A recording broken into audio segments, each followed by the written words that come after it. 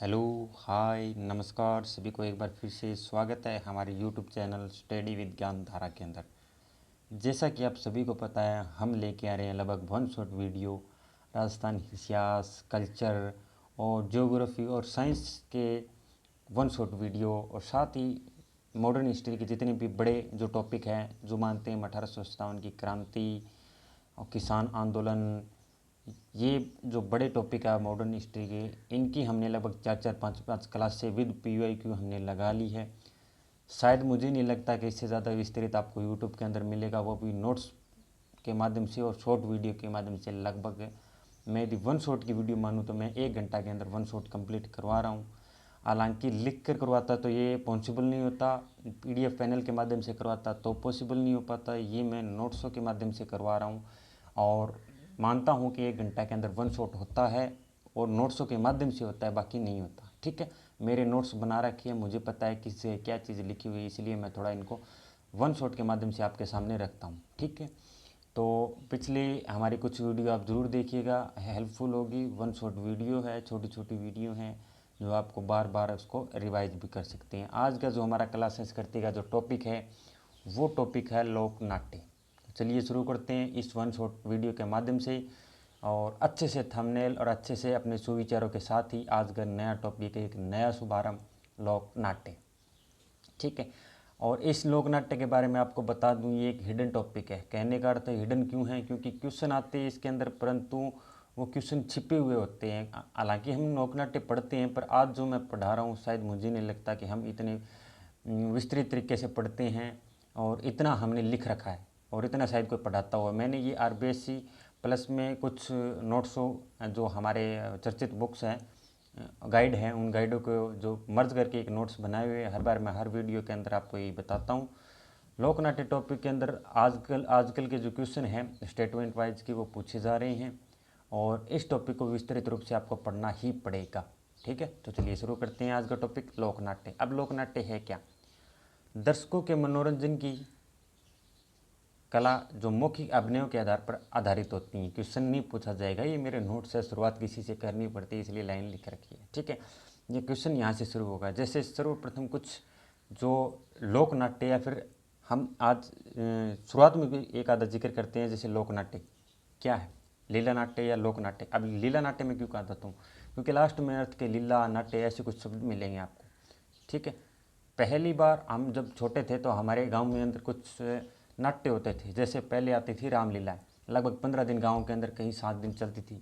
15 दिन के लगातार कहाँ पे चलती थी, गांव के अंदर, और रामलीला चलती थी। उसी आधार पर हमको समझ के हम करने वाले। जैसे रामायण को मंच पर प्रदर्शित करने की कला क्या है, रामलीला है। तुलसी दास गोस्वामी ने इस कला को लोकप्रिय बनाया। किनके द्वारा लोकप्रिय बनाया गया, तो तुलसीदास गोस्वामी ने इस कला को। मैं इस टॉपिक के अंदर मोस्टली वो बताऊंगा जो आपको याद करनी है। हालांकि रामलीला का नाम सुना है तो आपको पता चलेगा कि रामलीला राम से संबंधित है, राम की जो कलाएं हैं वो मंच के अंदर प्रदर्शित की जाती हैं। ऐसे स्टेटमेंट आपको याद थोड़ा कम रखना है, याद रखना है कि किस जगह की वो प्रसिद्ध है, प्रसिद्ध करने वाले व्यक्ति कौन है। ऐसे क्वेश्चन पूछे जाएंगे और ऐसे क्वेश्चन आपको याद करने हैं। ठीक है, तो प्रसिद्ध कहाँ की है? एक प्रसिद्ध है बिसाऊ झुंझुनू की, जो कि क्या है, मूक अभिनय आधारित रामलीला है। कौन सी है? मूक अभिनय आधारित रामलीला है। कौन सी है? बिसाऊ झुंझुनू की। ठीक है, मूक अभिनय मतलब कहने का अर्थ इसमें बातचीत नहीं होती, तो बिना बोले पूरी रामलीला कंप्लीट की जाती है। कहाँ की? बिसाऊ झुंझुनू की। एक पाटुदा कोट्टा की, एक जुहरा डी की प्रसिद्ध है। किसकी है? एक बिसाऊ झुंझुनू की, पाटुदा कोट्टा और जुहरा डी के आधारित प्रसिद्ध है। और लगभग 2.5 कड़ी दोहे की क्या है, रामलीला, वो कहाँ की प्रसिद्ध है? मांगरोल बारा की। 2.5 कड़ी दोहे का जो रामलीला है, लगभग मैं बताऊँ इसके अंदर जो दोहे होते हैं वो 2.5 कड़े के होते हैं। मतलब कहने का अर्थ है 2.5 लाइन के होते हैं, कड़े मानो लाइन मानो, इसी करके आप याद रख लेना। कहाँ के प्रसिद्ध है? मांगरोल बारा की। ठीक है, अगले हम जिक्र करते हैं कौन सी है, रासलीला। वो थी रामलीला, ये है रासलीला। रासलीला भगवान कृष्ण से संबंधित है, रामलीला भगवान राम से प्रसिद्ध है। ठीक है, रासलीला प्रसिद्ध है फुलेरा जयपुर की। रामलीला प्रसिद्ध थी, मूक है वो बिसाऊ की। ठीक है, रासलीला कहाँ की प्रसिद्ध है? तो रासलीला प्रसिद्ध है हमारी, वो है फुलेरा जयपुर की। फुलेरा जयपुर की प्रसिद्ध है। भगवान कृष्ण की जीवनी के मंच पर क्या किया गया, प्रदर्शित किया जाता है। हित हरिवंश ने इस कला को लोकप्रिय बनाया। किनके द्वारा लोकप्रिय बनाया गया? हित हरिवंश के द्वारा लोकप्रिय बनाया गया। और रासदारी, अगली कौन सी है? रासदारी। दो हमने देख ली, रामलीला और रासलीला। अब है रासदारी। रामलीला हमने देख ली, रासलीला हमने देख ली, अब हम देखने वाले हैं रासलीला। प्रसिद्ध कहाँ की है? मेवाड़ की। ठीक है। भगवान कृष्ण की लीलाओं को घूम घूम कर चौक चौराहों पर प्रदर्शित की जाती है। मोतीलाल जाट ने इस कला को लोकप्रिय बनाया। किनके द्वारा लोकप्रिय बनाया गया? मोतीलाल जाट के द्वारा। ठीक है। रासलीला कहाँ की प्रसिद्ध है? मेवाड़ की। रामलीला, मूक रामलीला है वो कहाँ की प्रसिद्ध है? तो बिसाऊ की। रासलीला कहाँ की प्रसिद्ध है? तो फुलेरा जयपुर की। और रासधारी कहाँ की प्रसिद्ध है? तो मेवाड़ की। ठीक है।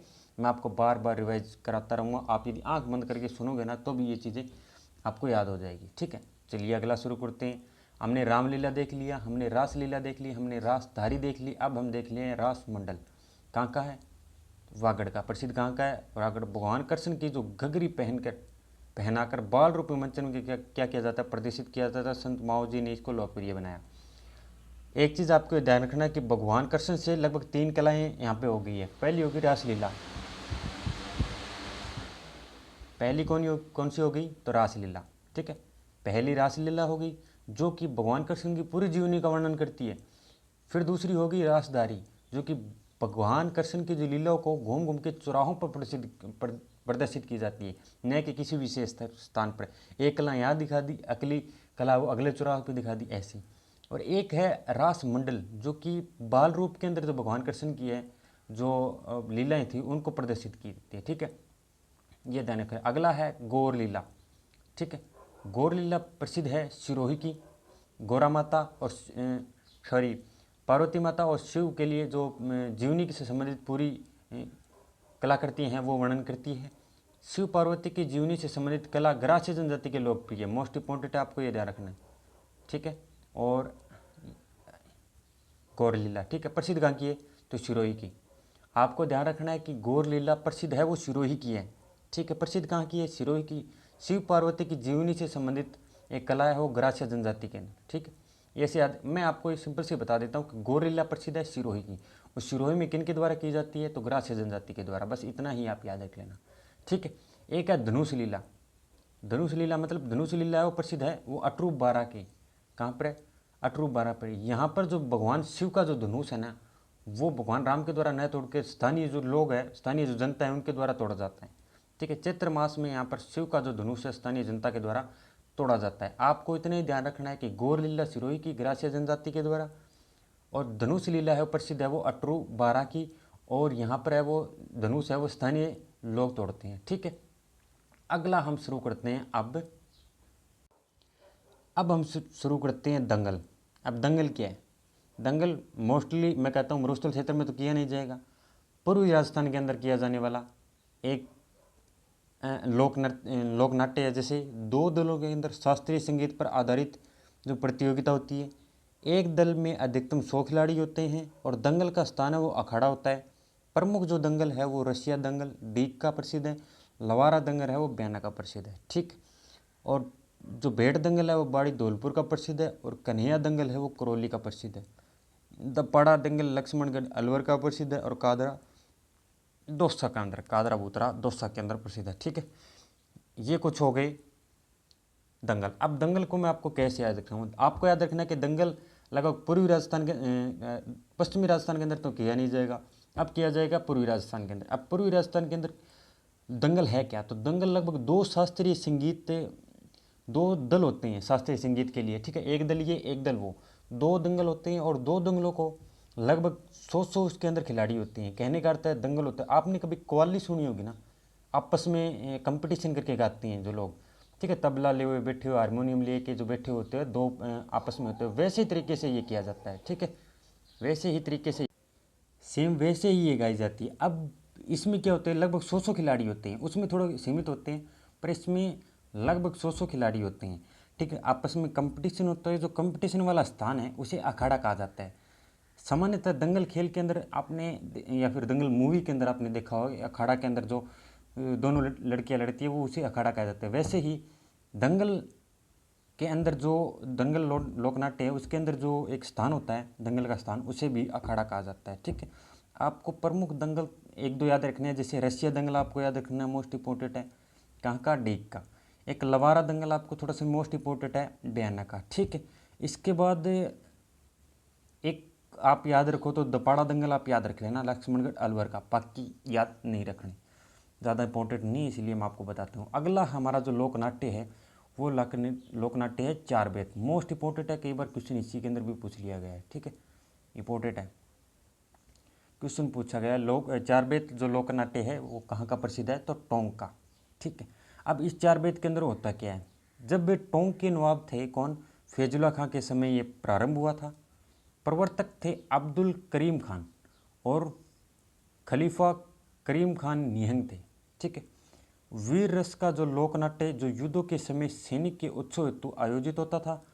पठानी जो कात्य शैली है पर आधारित होता है, कवाली की तरह होता था ये, और वाद्य यंत्र था इसके अंदर डफली।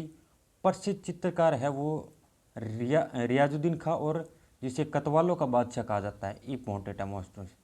इसके अंदर मैं आपको बता देता हूँ कि जैसे चार बेत कहाँ का प्रसिद्ध है, तो चार बेत है वो प्रसिद्ध है टोंक का। चार बेत प्रसिद्ध है टोंक का, और टोंक के जब नवाब थे फैजुल्ला खां, उस समय इसे प्रारंभ किया गया था। प्रवर्तक दो व्यक्ति थे, अब्दुल करीम खां और खलीफा करीम खान निहंग थे, ठीक है। और इसके अंदर ये क्यों गाया जाता था चार बेत, या क्यों प्रदर्शन किया जाता है, ये जब सैनिकों के अंदर वीर रस, सैनिकों के अंदर जब युद्ध के अंदर जाते थे तो उनको युद्ध के लिए उत्सव करने के लिए ये लोकनाट्य है वो आयोजित किया जाता था। और ये पठानी शैली के अंदर जो कात्य शैली है उस पर आधारित होता था। मोस्टली यदि मैं बताऊं तो एक कवाली की तरह गाया जाता था, ठीक है।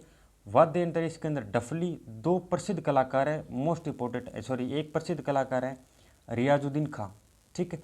प्रवर्तक दो है, मेरे को वो ध्यान में आ गया, प्रवर्तक कौन है, दो व्यक्ति है प्रवर्तक, परंतु इसके जो प्रसिद्ध कलाकार है वो आपको याद रखना है, कौन सा, रियाजुद्दीन खां, ठीक है। इसे क्या कहा जाता था, कतवालों का बादशाह कहा जाता है, किन्हें कहा जाता था, रियाजुद्दीन खां को, ठीक है, कतवालों का बादशाह। चलो अगला लोकनाट्य हमारा है बेटकी।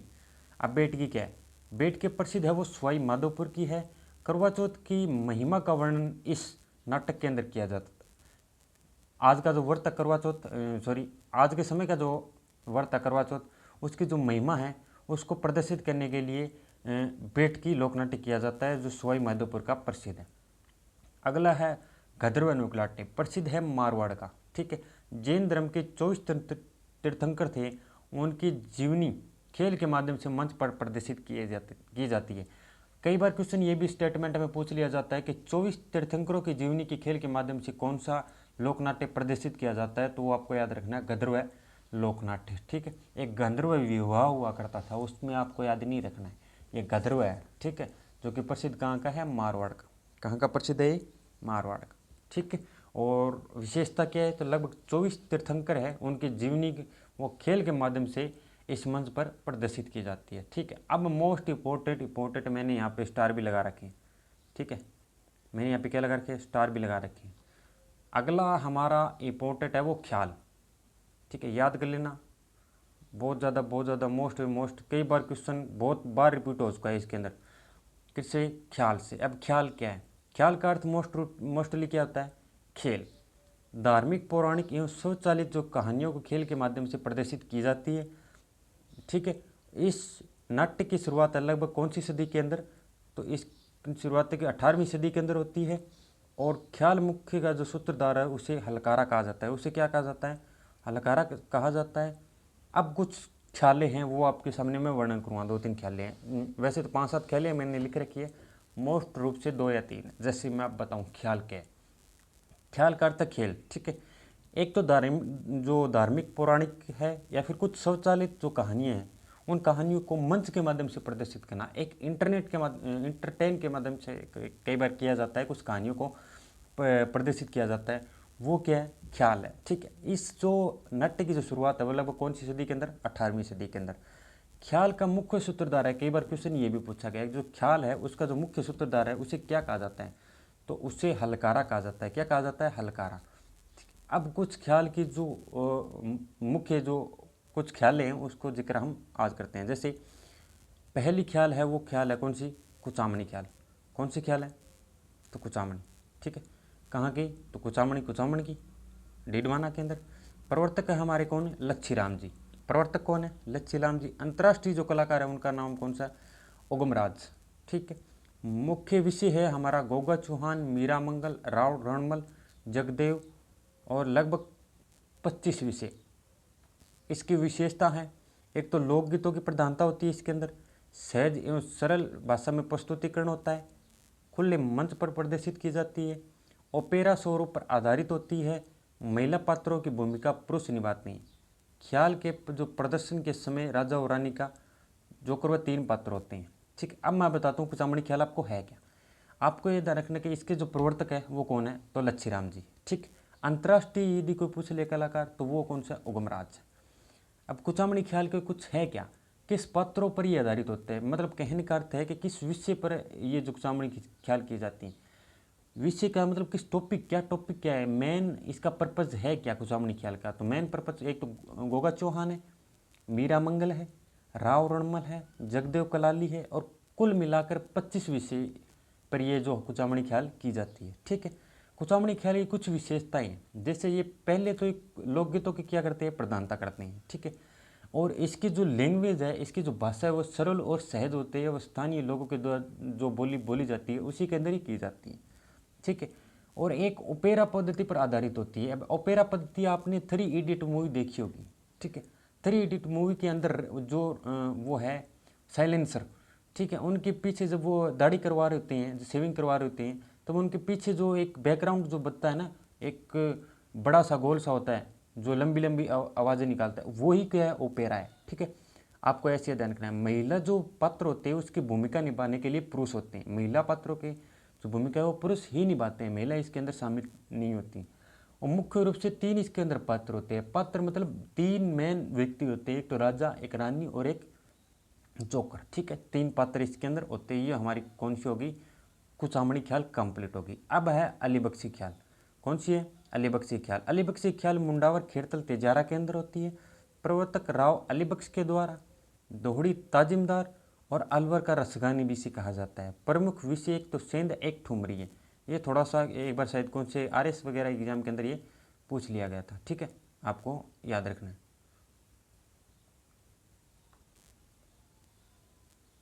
कौन सी है, सेंध और ठुमरी। चलिए एक बार फिर देखते हैं अलीबख्शी ख्याल कहाँ की है, तो खेड़तल तेजारा के प्रसिद्ध। प्रवर्तक राव अलीबख्श हैं और दोहड़ी ताजिमदार के द्वारा अलवर का जो रसखान किसे कहा जाता है, तो अलीबख्श की ख्यात को। ठीक है। प्रमुख विषय है वो सेंध और ठुमरी, ये आपको याद रखना है। अलीबख्शी ख्यात अलीबख्श के द्वारा लिखी गई है। ऐसे अगली ख्याल है माच ख्याल। माच ख्याल में प्रसिद्ध कहाँ की है, तो भीलवाड़ा और जोधपुर 2 जगहों की प्रसिद्ध है माच ख्याल। प्रवर्तक है हमारे बक्सुराम। प्रवर्तक इसका याद रखना नहीं पूछा जाता, माच ख्याल कहाँ की प्रसिद्ध है ये पूछ लेते हैं। या भीलवाड़ा याद रखना है और जोधपुर याद रखना है इसके अंदर। बीकानेर की ख्याल के जो प्रवर्तक है उसे मोतीलाल के द्वारा ये प्रदर्शित की गई, प्रवर्तक है इनके। और किशनगढ़ी ख्याल है वो बंशीधर के द्वारा। ठीक है, ये थोड़ा सा आप याद रख लेना। अब है कन्हैया ख्याल। कन्हैया ख्याल है वो प्रसिद्ध कहाँ की है, करौली की। वाद्य यंत्र नगाड़ा या नौबत बजाया जाता है। ठीक है। और इस ख्याल का जो मुख्य सूत्रधार है उसे मोड़िया व कथा को कहन कहा जाता है। ठीक, ये थोड़ा सा याद रखना कि कन्हैया जो ख्याल है वो कहाँ के प्रसिद्ध है, तो करौली के प्रसिद्ध है। वाद्य यंत्र नगाड़ा व नौबत के द्वारा नौबत के साथ ये बजाई जाती है। ठीक है। एला ख्याल। अब एला ख्याल कहाँ है, लालसोट दौसा के प्रसिद्ध है। ठीक है, एला ख्याल लालसोट दौसा के प्रसिद्ध है। लंबी टेर के साथ ये ख्याल प्रदर्शित की जाती है और मुख्य वाद्य यंत्र लगभग नगाड़ा इसी के अंदर भी है। ठीक है। अब हमारी मोस्ट इंपॉर्टेंट या इंपॉर्टेंट मैं आपको बता दूं तो शेखावटी ख्याल। ठीक है, चिड़ावा के अंदर। प्रवर्तक हमारे कौन से हैं, नानूराम जी। प्रवर्तक कौन है, नानूराम जी। शेखावटी ख्याल, चिड़ावा ख्याल या फिर प्रवर्तक है हमारे नानूराम जी। प्रसिद्ध कलाकार यदि इसके बारे में कई बार पूछ लिया जाता है, कई बार कौन, बहुत बार ये क्वेश्चन रिपोर्ट हुआ है ये वाला। इनके शेखावटी ख्याल के जो प्रवर्तक है वो ज़्यादा पूछे हैं, कलाकार ज़्यादा पूछते हैं। ठीक है, सॉरी प्रवर्तक नहीं, कलाकार ज़्यादा पूछते हैं। दुलिया राणा, मोहनलाल और बंसीलाल, 3 इसके अंदर जो कलाकार मोस्ट इंपॉर्टेंट है। और मुख्य विषय आपको पूछ लिया तो जुहार जी, डूंगर जी, राजा भर्तहरि, राजा हरीशचंद्र, ढोला मारू और आलाउद्दीन। मुख्य कुछ विशेषताएं इस शैली की है, सॉरी इस ख्याल की है। प्रभावी पद संचालन और आक्रामक संप्रेक्षण। शेखावटी ख्याल के अंदर आपको कुछ चीज़ें याद रखनी है, मोस्ट इंपॉर्टेंट, लगभग सभी चीज़ें आपको याद रखनी है। नंबर एक बात, प्रवर्तक कौन है? तो प्रवर्तक है हमारे नानूराम जी। ठीक है, प्रवर्तक हमारे नानूराम जी हैं। और मुख्य जो कलाकार है वो दुलिया राणा, मोहनलाल और बंसीलाल है। मुख्य विषय के बारे में जोहार जी है, डूंगर जी है, राजा भर्तहरि है, राजा हरिश्चंद्र है, और ढोलामारू और आला उदल है। और मुख्य विशेषता हमारा इसकी ये है कि आक्रामक पद संचालन ये करते हैं। ठीक है, आक्रामक क्या करते हैं? पद संचालन। मैं आपको बता दूं कि इसके साथ ही मैं ख्याल का एक क्वेश्चन लेके आ रहा हूँ, बहुत ज़्यादा मोस्ट इंपॉर्टेंट है, आपको देखना है कि कैसे क्वेश्चन पूछे गए हैं इसी के अंदर। हमने शेखावटी ख्याल के बारे में चर्चा कर ली है। अब एक ख्याल और है, मोस्ट इंपॉर्टेंट है, ये भी शेखावटी ख्याल की तरह। ठीक है, इसको आपको इंपॉर्टेंट रखना है क्योंकि क्वेश्चन PYQ इसके अंदर पूछ लिया है। जैसे तुर्रा खिलंगी ख्याल क्या है? पहले तो ये आपको ये ध्यान रखना है कि इसका जो उद्गम हुआ वो कहाँ पे हुआ? तो वो MP के अंदर हुआ। कहाँ पे हुआ? MP के अंदर। ठीक है, वर्तमान में ये प्रसिद्ध कहाँ की है? एक तो गोसुंडा, निम्बाहेड़ा और नीमच, 3 जगह की प्रसिद्ध है। इसके प्रवर्तक या जनक है वो इम्पोर्टेंट है, PYQ पूछ लिया है। तुकनगिर और शाहाली कौन है? एक तो तुकनगिर और एक शाहाली। मुख्य विषय हैं वो शिव महिमा का वर्णन करते हुए शिव पार्वती की जीवनी के बारे में वर्णन करते हैं। तुर्रा और कलंगी ये सांप्रतिक सद्भाव का एक ख्याल है। मतलब सांप्रतिक सद्भाव क्यों कह रहा हूँ? क्योंकि तुर्रा और कलंगी, तुर्रा होता है वो शिव का प्रतीक होता है और कलंगी होती है वो पार्वती के प्रतीक होते हैं। कहने का अर्थ है तुर्रा होता है वो हिंदू व्यक्ति होता है और कलंगी होती है वो एक मुस्लिम महिला होती है। उद्भव इसका यदि पूछ लिया जाए तो चंदेरी MP के अंदर हुआ, परंतु अब जो वर्तमान में प्रसिद्ध है वो गोसुंडा की, निम्बाहेड़ा की और नीमच के अंदर। ठीक है, 3 जगह की अभी प्रसिद्ध है वर्तमान के अंदर। प्रवर्तक इसके पूछ लिया जाए या जनक इसके पूछ लिया जाए तो तुकनगिर और शाहाली, 2 व्यक्ति या तुकनगिर और एक शाहाली। ठीक है, मुख्य विषय तुर्रा और कलंगी का मतलब शिव और पार्वती की जो पूरा एक वर्णन है जीवनी का वो इसके अंदर किया जाता है। अब थोड़ा सा जिक्र कर लेते हैं तुर्रा और कलंगी के बारे में। ठीक है, तुर्रा और कलंगी क्या है? तुर्रा और कलंगी, तुर्रा शिव का प्रतीक है, वहीं कलंगी है वो पार्वती का प्रतीक है। ठीक है, मैंने कहा था ना, तुर्रा होता है भगवा कपड़े मतलब हिंदू कलाकार है। कलंगी होती हैं वो हरे कपड़े पहनते हैं, प्रमुख रूप से महिला कलाकार होती हैं। ठीक है, इसके कुछ कलाकार हैं जिसका नाम चेतराम, जयदयाल, ओकार सिंह और सहदू सिंह है। वही कलंगी का एक मुख्य जो कलाकार का नाम है वो हमीद बेग। ठीक है, एक महिला है हमीद बेग। अब मैं आपको क्वेश्चन बताता हूँ इसके अंदर कि क्या क्वेश्चन है, क्या ध्यान से पढ़ना है क्वेश्चनों को। और अभी तो मैंने टिक कर रखा है यहाँ पे, मैं टिक नहीं करता तो शायद सही होता है। ठीक है, अभी मैं आपको बताता हूँ कि कैसे क्या है। ये मैंने थोड़ा से यहाँ पे कर दिया। अब पहला है तुर्रा कलंगी ख्याल के संबंध में असत्य कथन आपको बताना है। कौन सा कथन बताना है? असत्य कथन। असत्य कथन मतलब असत्य कथन आपको बताना। तो इस ख्याल के अंदर स्थानीय भाषा में माच ख्याल भी कहा जाता है। क्या ये बात सही है? इस ख्याल को, किस ख्याल को? तुर्रा कलंगी ख्याल को स्थानीय भाषा में माच ख्याल भी कहा जाता है। मैंने बताया तो ये क्या कहा जाता है? नहीं कहा जाता है, हमें बताना है असत्य कथन तो कहा जाता है। खुले मंच पर आधारित एक व्यवसायिक कला है। क्या मैंने जिक्र किया? खुले मंच का तो मैंने जिक्र किया था, फिर भी चलो अगला क्वेश्चन में अगला स्टेटमेंट आप पढ़ते हैं। इस ख्याल में मंच की जो सजावट की जाती है, मंच की सजावट की जाती है और दर्शक भी भाग लेते हैं। क्या बात सही है? तो मैंने कहा कि मंच की सजावट शिव पार्वती का जीवनी का वर्णन किया जाता है तो मंच की सजावट ऑब्वियसली होगी। ठीक है, तो ये भी सही है। सांप्रदायिक सद्भाव का क्या है? प्रतीक या लोक नाट्य। मैंने कहा इसके अंदर हिंदू और मुस्लिम दोनों जो धर्म है उसके जो लोग हैं वो भाग लेते हैं। ठीक है, तो सांप्रदायिक सद्भाव होगा तो हो गया ही। ठीक है, तो ये तीनों स्टेटमेंट सही है। क्या ये स्टेटमेंट सही है? ये वाला तो ये स्टेटमेंट सही नहीं है, क्योंकि खुले मंच पर तो की जाती है परंतु ये क्या है? व्यवसायिक कला नहीं है। तो क्वेश्चन इसका आंसर हो जाएगा ये नंबर बी। ठीक है, नंबर बी, ये मैंने टिक लगा रखा। ये खुले मंच पर तो की जाती है परंतु क्या होती है कि व्यवसायिक कला नहीं है, ये गैर व्यवसायिक कला है, आपको ध्यान में रखना है। अगला ये लिख रखा है मैंने व्याख्या भी। और एक आपको थोड़ा सा नोट डाउन कर लेना ये कि इस ख्याल का जो प्रशिक्षण केंद्र है वो खंडेश्वर अखाड़ा शहदू सिंह के द्वारा निम्बाहेड़ा के अंदर स्थापित किया गया। थोड़ा सा याद रख लेना। अब हमारी कौन सी ख्याल आती है? जयपुरी ख्याल। क्वेश्चन 20 के अंदर मैं आपको दिखाऊंगा जयपुरी ख्याल के अंदर मंथन खां और भूपत खां मोस्ट इंपॉर्टेंट है। दोनों PYQ प्रश्न इसका पूछ लिया गया। किनका? एक तो मंत्रंग खां और भूपत खां का।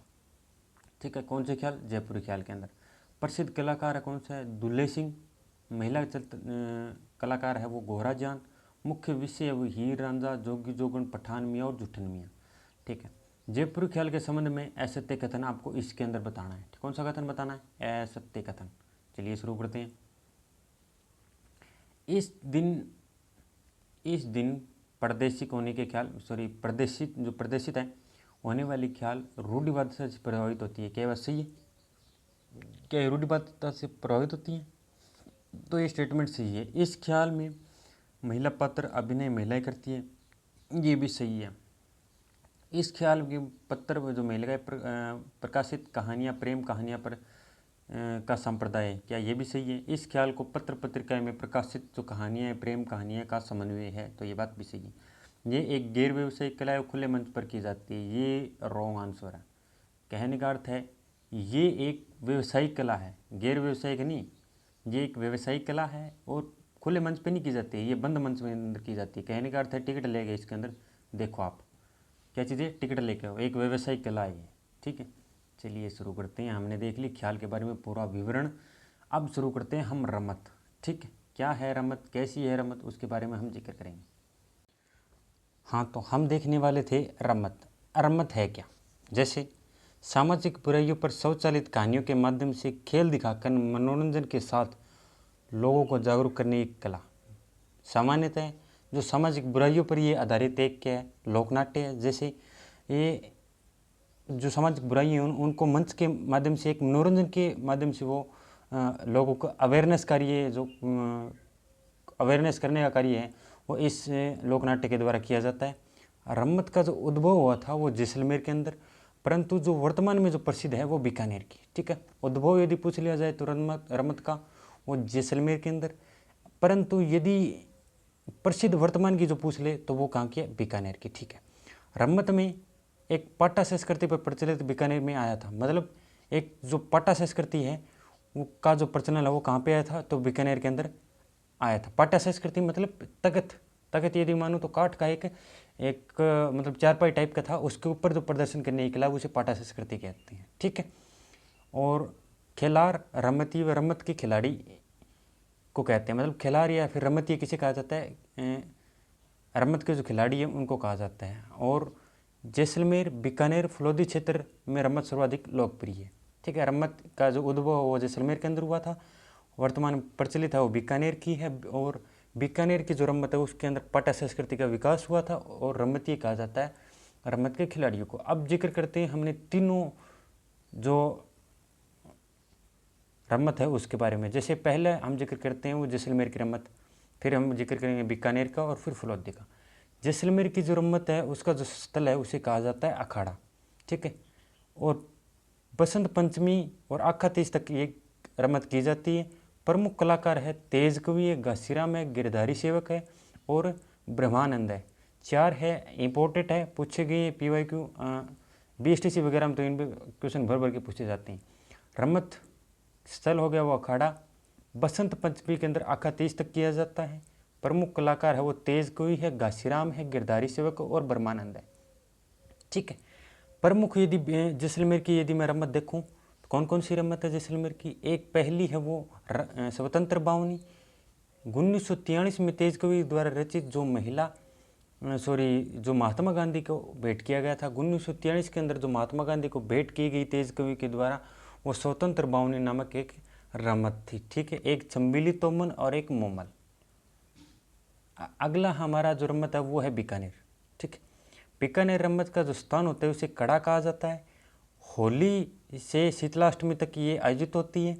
प्रमुख इसके यदि कलाकार मैं मानूँ तो वो है मनीराम व्यास, सुहा महाराज और फल्गु महाराज। ये बीकानेर के रमत के जो प्रमुख कलाकार हैं। और बीकानेर की जो रम्मत है उसके कुछ प्रमुख रम्मत है, जैसे फकड़ दातारी रम्मत प्रथम रम्मत है बीकानेर की, हेडाउरी रम्मत जुहार जी पुरोहित के द्वारा रचित, और एक है हमारी जमुना दास जी रम्मत और एक अमर सिंह जी रम्मत। ठीक है, राष्ट्रीय जो भावनाओं का संचार करने वाली रम्मत यही है। अब हम जिक्र करते हैं अगली कौन सी है, वो फलोदी रम्मत। ठीक है, फलोदी क्षेत्र के अंदर रम्मत कौन सी है, रम्मत का स्थान है उसे कहा जाता है काड़ा। दो, एक का खड़ा कहा जाता है और दो का जो स्थल है उसे कड़ा कहा जाता है। रावलों की एक, इसे मोस्टली आपको याद रखना कि रावलों की रम्मत, फलोदी के अंदर जो रम्मत होती है वो रावलों की रम्मत है। रावलों की रम्मत लोकप्रिय है, जो कि रावल जाति के द्वारा प्रदर्शित की जाती है। ये हास्यपद एक रम्मत है। ठीक है, ये होगी हमारी तीनों रम्मत। अब रम्मत के कुछ और विशेष बातें कर लेते हैं, जैसे रम्मत के प्रशिक्षण हेतु तेजगवी के द्वारा जैसलमेर में द कृष्णा पक्ष नामक अखाड़ा प्रारंभ किया गया है। ठीक है, लावणी संस्कृति वंदन गणपति पूजन रम्मत के प्रारंभ में किए जाते हैं। ठीक, डाक डाकणरी रम्मत उदयपुर की प्रसिद्ध है। कहाँ की प्रसिद्ध है, उदयपुर की प्रसिद्ध है। कौन सी, डाक डाकणरी रम्मत।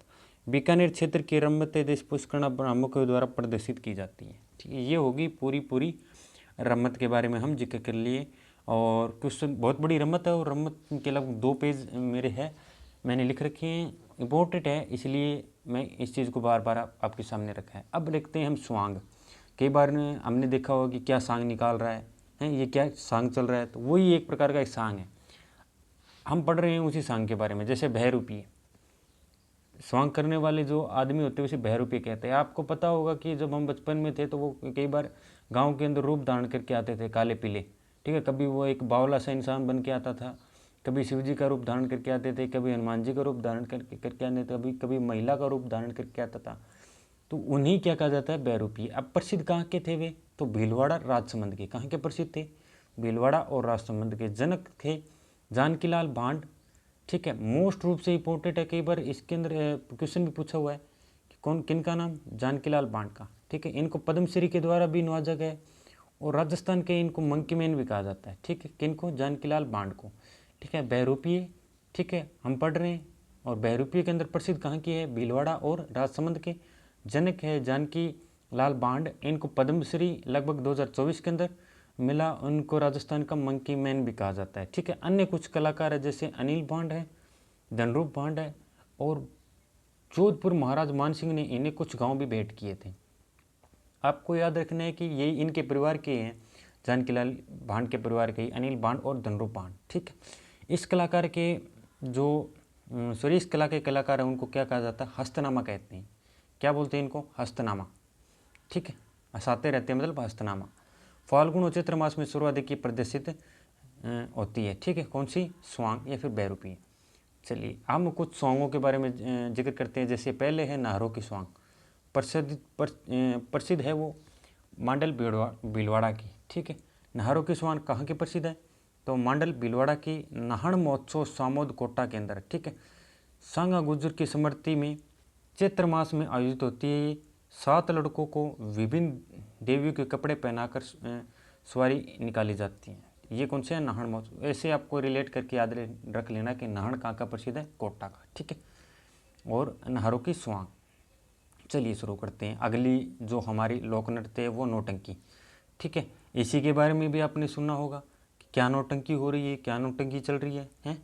ये क्या नौटंकी है, आप लोग नौटंकी कर रहे हो, तुम नौटंकी कर रहे हो, तो ऐसे कुछ नौटंकी है। मैं आपको बता दूं नौटंकी ऐसे नहीं होती, इसके लिए भी क्या होना चाहिए, तजुर्बा होना चाहिए। लोग नौटंकी करके के भी पद्मश्री ले रखे हैं, मैं आपको बताऊंगा आगे। यह ख्याल के समान एक ही कला है, ख्याल के समान ही एक कला है, मतलब मोस्ट रूप से। और मूलतः कहाँ, हाथरस यूपी की एक कला है। ठीक है, इस कला के जो जनक है वो कौन है, नथुराम शर्मा। कौन है, नथुराम शर्मा। शायद ये नाथुराम शर्मा है, पर फिर भी आपको याद रख लेना कि नथुराम शर्मा। राजस्थान में इस कला के जो जनक है वो कौन है, टींग, जो कि यूपी के पास वाला क्षेत्र है, भरतपुर। निवासी कौन है, भूरीलाल। ठीक है, यूपी के अंदर नौटंकी मतलब मूलतः स्थान है इसका। और राजस्थान की कला के जो जनक है वो है भरतपुर के व्यक्ति है जिनका नाम है भूरीलाल। ठीक है, राजस्थान में डींग भरतपुर जिले के अंदर सर्वाधिक ये लोकप्रिय है। ठीक है, राजस्थान के अंदर टींग और भरतपुर जिले में सर्वाधिक लोकप्रिय है। नौटंकी का जादूगर वो जयप्रकाश चौधरी को कहते हैं। नौटंकी का जादूगर, सर्वाधिक नौटंकी जिन्होंने की वो जयप्रकाश चौधरी, या फिर इनको नौटंकी का जादूगर भी कहा जाता है। किनको? जयप्रकाश चौधरी को। वर्तमान प्रमुख कलाकार है वो पंडित रामदयाल शर्मा और गिरिराज प्रसाद किशोर। ठीक है।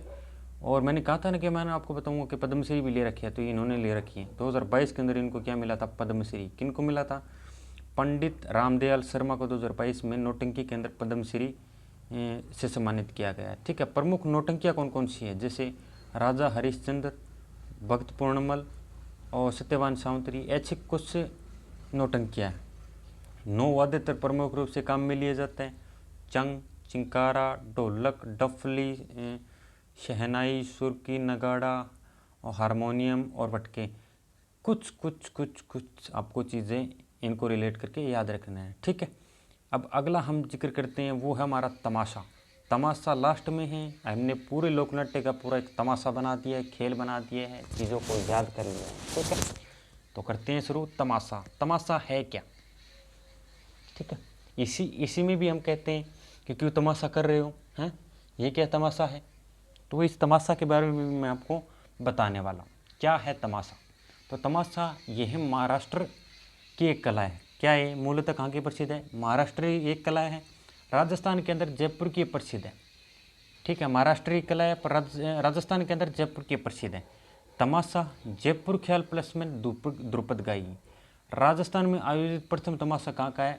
धमक मंजरी। ठीक है। रचयिता कौन है? मोहन कवि। 1594 में मानसिंह प्रथम के काल में आमेर के अंदर ये आयोजित हुई थी। और तमाशा के जो वर्तमान शुरुआत है वो कहाँ पे हुई थी? स्वाई प्रताप के समय हुई थी। ठीक है। राजस्थान की इस कला के जो जनक है वो बंशीधर भट्ट। तमाशा के जो राजस्थान के अंदर जनक वो कौन है? बंशीधर भट्ट है। प्रसिद्ध कहाँ की है राजस्थान के अंदर? जयपुर की। आई कहाँ से है? महाराष्ट्र से। ठीक है। किन के समय ये आयोजित हुई सर्वप्रथम? तो मानसिंह के समय में 1554 के अंदर आमेर के अंदर हुई थी। वास्तविक इसकी शुरुआत हुई थी वो जयपुर के अंदर स्वाई प्रताप के काल में हुई थी। राजस्थान में इसके कोई जनक पूछ लिया जाए तो बंशीधर भट्ट है। यह दिनों में प्रदर्शित होती है, दिन में प्रदर्शित होती है। और महिला पात्रों की भूमिका खुद निभाती है महिलाएं। और प्रमुख यदि मैं कलाकार बता दूं आपको तो वो कलाकार है ब्रिजपाल भट्ट और वासुदेव भट्ट, गोपी जी भट्ट, फूल जी भट्ट और गोहन जान। लास्ट में याद रखना जिनके भट्टार है वो कहाँ पे है? तमाशा के अंदर है। कौन कौन से हैं? जैसे ब्रजपाल भट्ट, वासुदेव भट्ट, गोपी जी भट्ट, फूल जी भट्ट और गोहरा जान। ठीक है। तो ये कौन कौन से हो गए? तमाशा के कुछ कलाकार हैं। राजस्थान में आयोजित होने वाली कुछ तमाशे हैं वो आपके सामने रखा हूँ। जैसे जोगी जोगन का तमाशा यहाँ पे प्रदर्शित होता है। हीर रांझा का तमाशा, जूठन मियाँ का तमाशा और छेल पणिहारी का तमाशा इसके अंदर प्रदर्शित होता है। जयपुर के अंदर तमाशा का निकास। जयपुर में तमाशा का निकास डॉट, ये कुछ क्वेश्चन है PYQ आधारित है, क्वेश्चन पीछे पूछे गए हैं, उनके सामने आपके सामने मैं रख रहा हूँ। जयपुर के अंदर तमाशा जो हुआ उसका निकास किन, जो ये घराने होते थे पहले, जैसे सुरजन खाना, गुणीजन खाना, पोती खाना और लोट खाना, ये कुछ घराने होते थे। ठीक है। जयपुर के अंदर तमाशा का निकास है वो डॉट के कलाकारों के द्वारा किया जाता था। कौन से कलाकार थे? तो वो कलाकार थे गुणीजन खाना के कलाकार। ठीक है। गुणीजन घराना के कुछ कलाकार। तमाशा में कला के अंदर उस्ताद परंपरा की शुरुआत किसने की थी? उस्ताद परंपरा की, तमाशा के अंदर जो उस्ताद परंपरा की शुरुआत वो किन के द्वारा की गई थी? तो वो की गई थी फूलजी भट्ट के द्वारा। किन के द्वारा? फूलजी भट्ट। हालांकि हमने ये तीनों नाम पढ़े हैं, स्वाई भट्ट, बंशीधर भट्ट, गोपी जी भट्ट और फूलजी भट्ट, परंतु जो तमाशा के अंदर उस्ताद परंपरा की शुरुआत करने वाले व्यक्ति है वो कौन है? तो फूलजी भट्ट है। ठीक है। कृष्ण कुमारी नामक महिला संगीत का संबंध किस नाटक शैली से? मोस्ट इंपोर्टेंट है, याद कर लेना। कृष्णा कुमारी का जो संबंध है वो किस लोक नाट्य से संबंधित है? मतलब नामक एक महिला संगीतज्ञ थी ये। कृष्णा कुमारी विवाद वाली कृष्णा कुमारी नहीं है, एक महिला संगीतज्ञ थी जिनका नाम था कृष्णा कुमारी। और वो संबंध रखती थी नाटंकी से। किससे? नौटंकी से। याद रह जाएगा। 3 इंपॉर्टेंट क्वेश्चन है, PYQ आधारित है, मैंने बता दिया। इस तरीके से क्वेश्चन पूछे जाते हैं। और ये दोनों जो शुरुआत वाले क्वेश्चन है वो मैंने PYQ आधारित करे। हालांकि मैं नोट्सों के अंदर ऐड भी कर सकता था, पर फिर भी इनको मैंने क्यों के आधार पर करवाया ताकि आपको याद रहे। ठीक है, इस तरीके से हमने पूरा लोकनाट्य वो कंप्लीट कर लिया है। होपफुली आपको ये चीज़ें समझ में आई होगी, याद कर लेना, मोस्ट इम्पोर्टेंट है। लोकनाट्य सीधे से सिंपल से साधारण क्वेश्चन पूछे जाते हैं और आजकल तो इसका लेवल बहुत हाई जा रहा है, फिर भी मैं आपके सामने बता रहा हूँ चीज़ों को। बहुत अच्छे तरीके से मैंने रिलेट करके बताया और प्रूफ के साथ बताया और इनके हो सके तो नोट्स बनाने ला। फिर भी आपको लगे कि भी मुझे रिवाइज़ करना है तो ये 40-42 मिनट की क्लास है, जल्दी से रिपीट भी हो जाएगी, रिवीजन भी इसका जल्दी हो जाएगा। ठीक है, पर मेरे हिसाब से इस चीज़ों को नोट्स बनाने चाहिए। मैंने इतनी मेहनत से बनाए हैं, मुझे नहीं लगता कि इससे बाहर कोई लोकनाट्य का क्वेश्चन जाने वाला है। ठीक है, पीछे भी नहीं गया अभी तो किसान से क्या है, अभी तो फिर भी स्टेटमेंट वाइज वाले क्वेश्चन आ रहे हैं तो फंसने तो है ही। ठीक है, बस चीज़ों को गहराई से पढ़ने के थोड़ी सी ये मन में होना चाहिए कि चीज़ों को गहराई से पढ़ें। और इसी आशा उम्मीद के साथ हमने ये वीडियो कंप्लीट की है। ठीक है, प्यार देना, लाइक शेयर एंड सब्सक्राइब मैं आपके ऊपर छोड़ता हूँ। वीडियो यदि पसंद आई तो अपने दोस्तों तक ज़रूर शेयर करें। अगली वीडियो के साथ वन शॉट के माध्यम से मिलते हैं, या फिर क्लासेस कर दे या हिस्ट्री या कोई सा भी मतलब साइंस वाला टॉपिक या कौन सा भी ऐसा मूड बने, कौन सा भी अच्छा टॉपिक लगे। तो यदि आपको ये वीडियो पसंद आई तो आप कमेंट भी कर सकते हैं अगली वीडियो के अंदर, वो वीडियो मैं आपके मेरे चैनल के ऊपर आपको आराम से मिल जाएगी। ठीक है, ये वीडियो और पिछली हमारी वीडियो को ज़रूर देखें। इसी के साथ जय हिंद, जय भारत। मिलते हैं अगली कुछ नई वीडियो के साथ। जय हिंद।